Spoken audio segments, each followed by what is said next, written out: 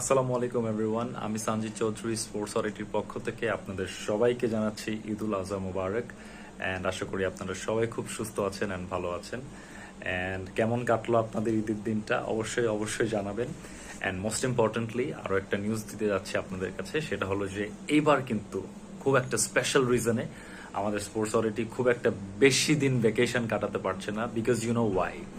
Copa America, Euro, টি-20 world cup সব big events কিন্তু এখন রানিং।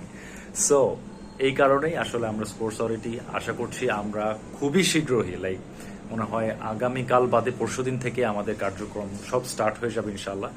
সো আমাদের সাথে থাকবেন, আমাদের সাথে সবসময় কানেক্টেড থাকবেন, অ্যান্ড যেভাবে আমাদেরকে সাপোর্ট করে আসছেন ওভাবে সাপোর্ট করবেন। অ্যান্ড অবশ্যই আমরা আপনাদেরকে সব সময় সর্বত্র বেস্টটা দেওয়ার ট্রাই করেছি, অ্যান্ড ইনশাল্লাহ ফিউচারও ট্রাই করব।